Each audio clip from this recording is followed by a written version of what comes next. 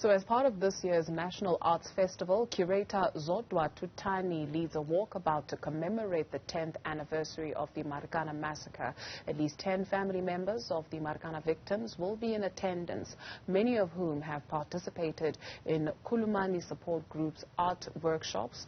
3 artist walkabouts are part of the Marikana 10 Years On exhibition, which includes surviving miners, widows and photojournalists. Exhibition producer Niren Tolsin joins us now to discuss this further. Niren, thank you very much for availing yourself this morning.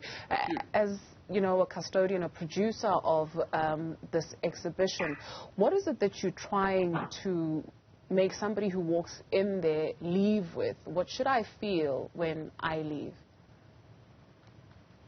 I think what you feel when you leave is going to be up to you and how much you take from the exhibition. But the aim of the exhibition is really several-fold. One is to reinsert, I think, what happened in August 2012 back into the public discourse and imagination. Secondly, also to ensure that the people most affected, the mine workers who were on strike and the families of the dead people, which included striking miners, non-striking miners, security guards and policemen, are not fossilized in a moment of grief and mourning, and that we begin to understand and engage with them in a way that also attempts to understand the complexity of their lives and who they are, and how their lives have changed over the last 10 years. So that's a very significant thing as well. And I think another intention of the exhibition, and also a very interesting and vast public engagement program, which includes lots of panels, which I'll come back to now. But the other intention of the exhibition is certainly and the public engagement process is to trigger people's thinking around Marikana and the consequences of Marikana and how they still impact on our daily life now. For example, what is clear is that there's been a lack of police reform that has been implemented since the massacre in 2012. And what that's meant is that police, when it comes to public order policing situations, still handle these protest situations with a degree of violence which leads to death. And these are most recently, we see that in the deaths of Mtokos Zisi Ntumba, who was shot dead while he was observing Wits University students protesting against fees in 2021. He was shot dead by police. Nathaniel Julius in El Dorado Park in Johannesburg in August 2020, a 16-year-old child with Down syndrome was killed by police as well. There's that, and there's certainly a line that can be drawn between how police acted in 2012 and how their strategies around dealing with the strike was not based on good policing, but rather on kind of they took into account the interests of various powerful people and organizations, including Lonman, including whose non-executive director at the time was Cyril Ramaphosa, who was applying pressure on the ministers of mining and police to resolve the strike, and they took into account those kind of factors rather than focusing solely on good policing. And we can see the progression from there, where political factors are being considered to, for example, what happened in July in KZN, where the absence of police appeared to be a direct result of their kowtowing to the factional politics within the ANC. So there are certain regressions which have happened in our democracy which can be linked directly to Marikana and how Marikana was handled. So we hope to draw those out.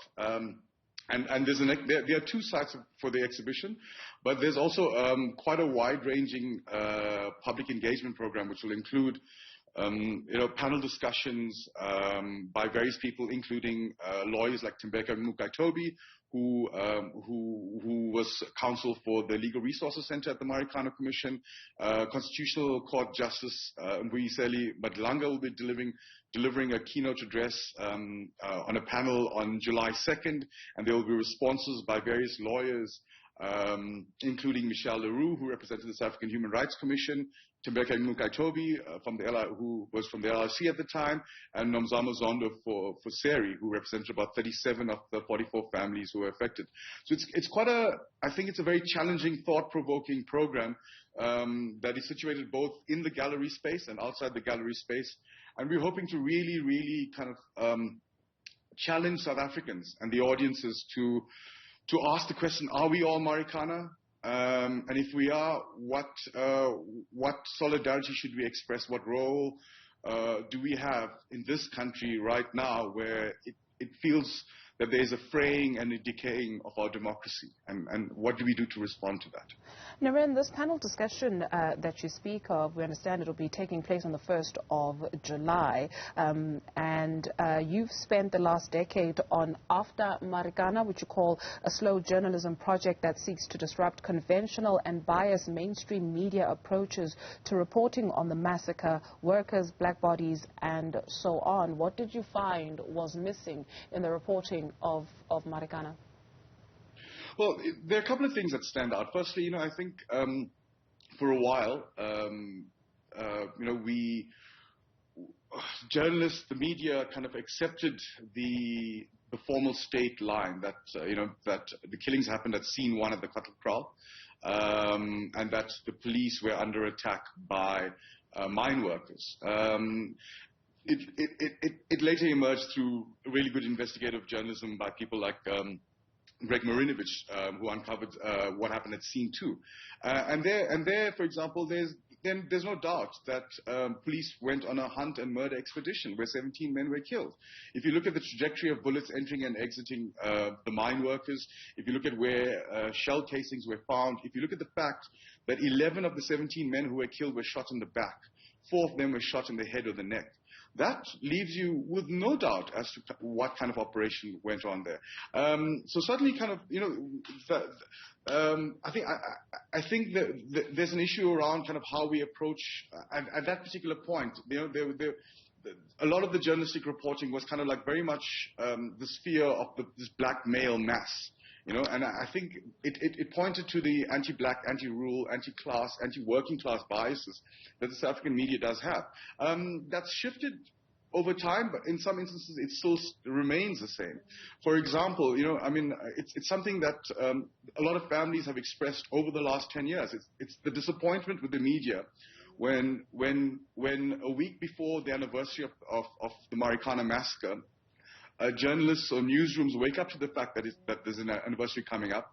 They reach out to families and then they essentially ask them the same question that they've been asking them for the past 10 years, which is, how do you feel now? But what that does is it fossilizes people in that moment of mourning, and you deny them agency, you deny them complexity of the humanity, you deny them kind of an ability to tell more than just that one narrow story of how do you feel about August 16th or the 10 days before. And there are much more complex issues that I believe that the families can engage with, and we should be respectful of that, and we should approach them in that manner.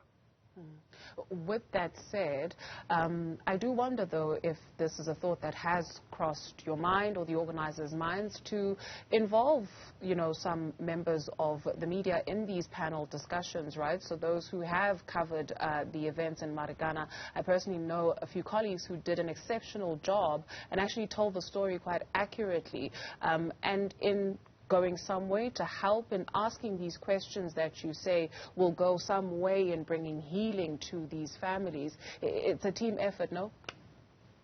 I agree with you. I think, it's stupid to generalize that every journalist out there is devoid of empathy and the kind of conceptual rigor to kind of approach Marikana and its consequences in a more complex way.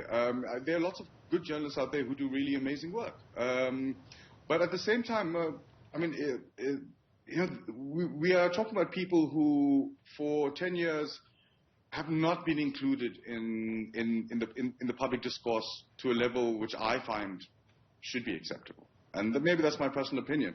And the intention now is to include and amplify those voices. I think journalists have space and they have the opportunity to express themselves around Marikana, and they're free to do that. But specifically, this is about including and amplifying marginalized voices, especially the women and the children of Marikana.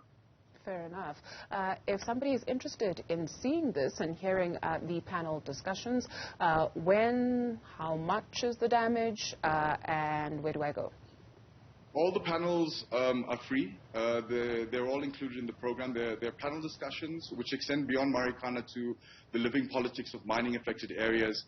There's a panel discussion around labor entitled Labor Pains, which deals with women in mining-affected areas, examining things like unwaged labor and mothering, and what kind of effect the demand to be resilient in a patriarchal society has on them and on their families. There's a discussion around, which includes activists from Khulumani, where there's a sharing of experiences around confronting the state or capital interests when it comes to organizing against organizing for communities' best interests against mining, against development that is imposed on them, etc.